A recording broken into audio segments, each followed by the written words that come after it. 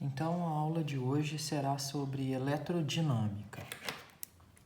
A eletrodinâmica são todos aqueles elétrons que eles começam a movimentar dentro de fio para produzir energia em algum equipamento eletrônico.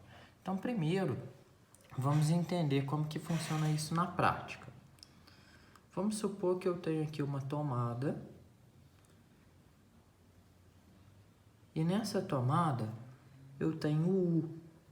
U nós chamamos de tensão e a sua unidade de medida é o V, que é o volts. Eu tenho um equipamento eletrônico ligado nessa tomada. Vamos supor uma TV.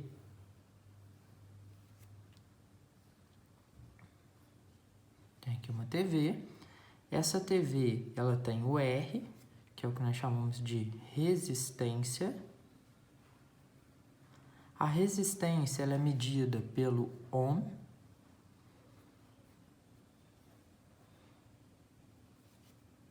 E quando a TV começa a funcionar, ela está gerando um P, que é a potência. E a potência ela é medida em watts. Essa TV ela é ligada na tomada por meio de um fio. E nesse fio nós temos a passagem do I, que é a corrente. E essa corrente é medida em A, ampere. Então, nós temos 4 novas incógnitas com seus respectivos nomes e unidade de medida. Então, para tudo funcionar, precisa ter uma tensão, o equipamento eletrônico é a resistência, o que leva a energia até a resistência é a corrente, por meio do fio condutor. Lembrando que dentro da corrente eu tenho vários elétrons, e quando isso está funcionando, produz uma potência. O que explica matematicamente isso são as leis de Ohm. A primeira lei de Ohm é a fórmula do Uri. U é igual a R vezes I. Tenho também a fórmula do Pio. P igual a I vezes U. Pegando essa fórmula e substituindo aqui, eu consigo produzir mais duas fórmulas, que é o Pri com I ao quadrado e o Pur com U ao quadrado. Então, nós temos 4 fórmulas principais na primeira lei de Ohm. Tem a fórmula para calcular a tensão e 3 fórmulas para calcular a potência. Uma utilizando corrente e tensão, a outra utilizando resistência e corrente, e por fim a última utilizando tensão e resistência. Depois da primeira lei de Ohm, nós temos a segunda lei de Ohm. Essa segunda lei, ela serve para calcular a única coisa que é física, que é palpável nas minhas 3 situações, que é a nossa resistência. Tanto é que quando o chuveiro queima, eu consigo pegar, ir lá e trocar essa resistência, porque ela é uma parte física, ela é palpável. A fórmula dessa segunda lei de Ohm é R igual a rola, Rho vezes L sobre A, onde o Rho é a resistividade. Resistividade é uma característica do material. Por exemplo, os fios das residências, eles são feitos de cobre. Vamos pensar num outro material. Vamos pensar numa madeira. O que permite passar mais corrente elétrica? O cobre. O cobre ele é um fio condutor. A madeira é um fio isolante. Isso quer dizer que a resistividade do cobre é menor, porque quanto menor a resistividade, menor é minha resistência.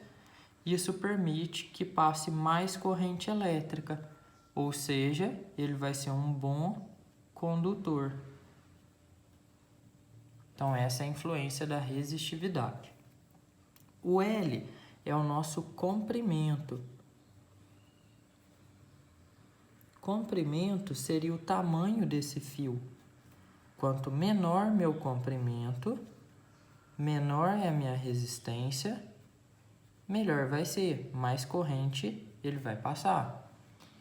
E por fim, nós temos o A, que é a nossa área. A área, ela é medida em milímetros quadrados. A área, ela é inversamente proporcional. Quanto maior a área, mais fácil vai ser para os elétrons passar, então menor é a minha resistência e maior é a minha corrente. Então, sabendo essas 4 fórmulas bem simples de tensão, potência e a da segunda lei, nós conseguiríamos.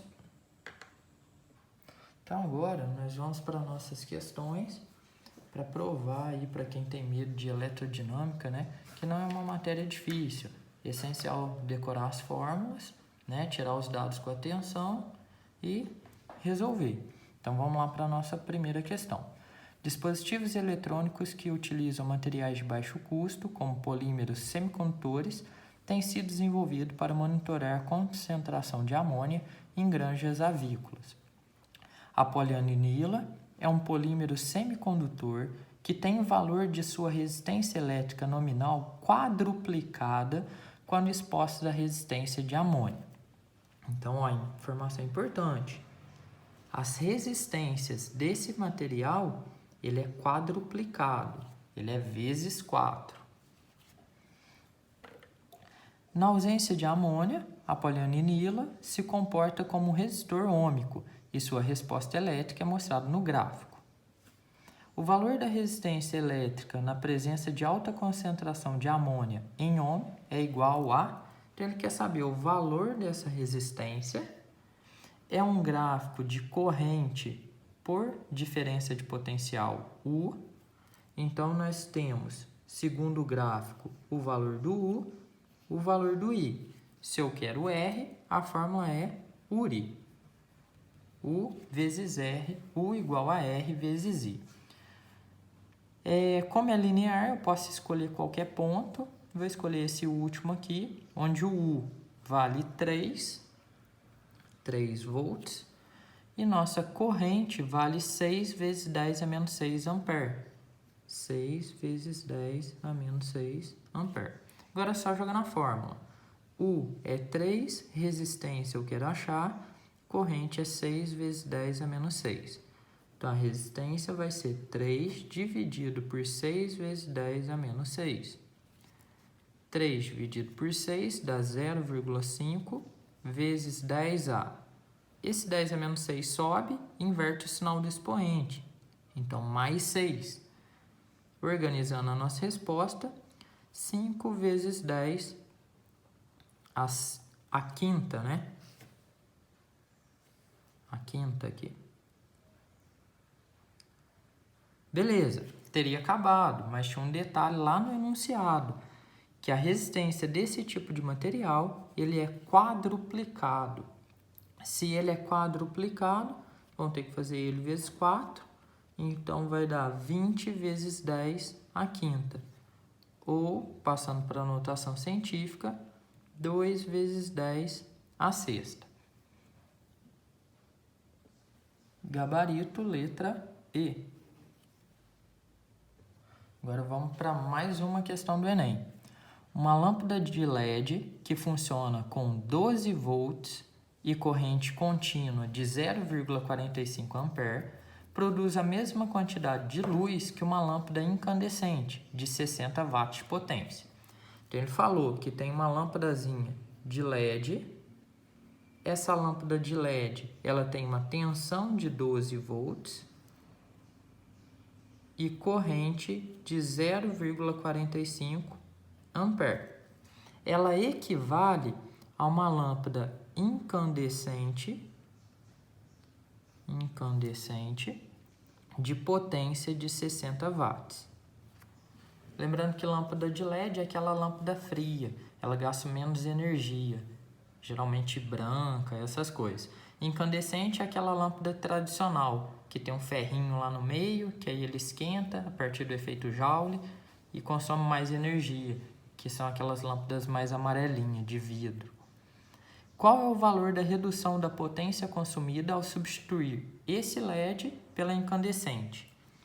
Então aqui eu já tenho a potência. Nessa vou calcular. Se eu tenho tensão, tenho corrente, a fórmula é πU. P igual a I vezes U. Então P vai ser 0,45 vezes 12. P é igual a 12 vezes 0,45 vai dar 5,4 watts. Se eu quero a diferença entre elas, 60 menos 5,4, 54,6 watts. Então, essa é a diferença da potência. Nosso gabarito, então, vai ser letra A. Vamos agora para a terceira questão da aula de hoje. Um eletricista deve instalar um chuveiro que tem especificações 220 volts, 4.400 watts a 6.800 watts. O que isso quer dizer? Quer dizer que eu tenho lá, então, um chuveiro. E ele tem a seguinte especificação. Ele trabalha com tensão de 220 volts e trabalha também com duas potências. A potência de 4.400 watts e a potência de 6.800 watts. Lembrando, quanto maior a potência, mais quente o meu chuveiro vai ser. Então, como se aqui ele estivesse no quente e no 4.400 ele estivesse no morno. Para instalação de chuveiro, recomenda-se uma rede própria, com fios de diâmetros adequados e um disjuntor dimensionado à potência e à corrente elétrica prevista, com margem de tolerância próxima de 10%. Então, eu preciso de uma tolerância de 10%. Ou seja, se eu fiz um determinado cálculo, eu jogo essa margem de segurança para cima. Eu dimensiono ele para trabalhar até com 10% acima, para não acontecer nenhum problema e não ter risco de queimar.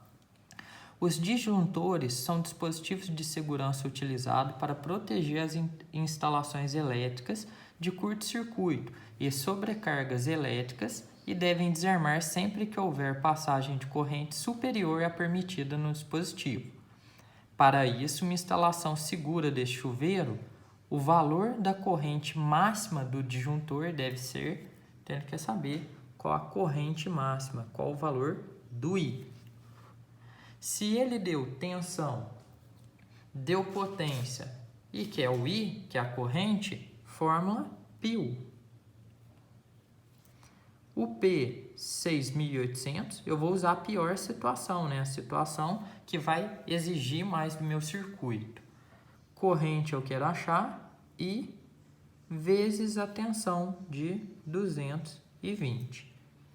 I é igual a 6.800 dividido por 220.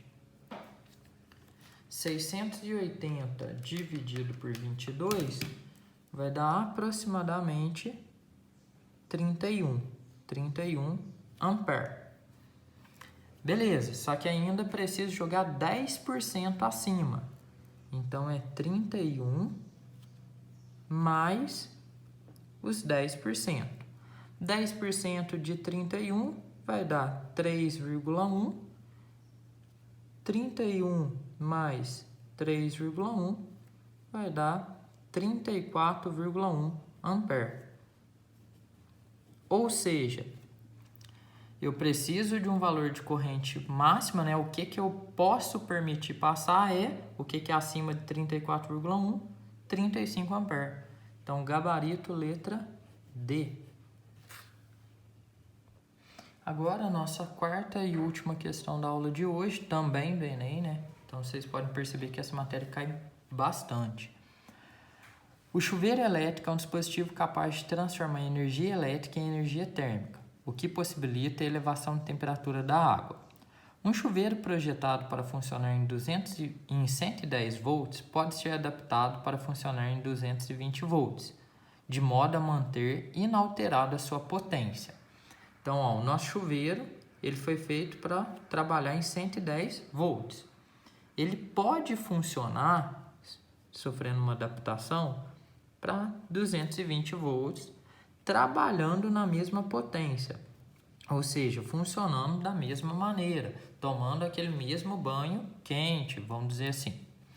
Uma das maneiras de fazer essa adaptação é trocar a resistência do chuveiro por outra de mesmo material e com...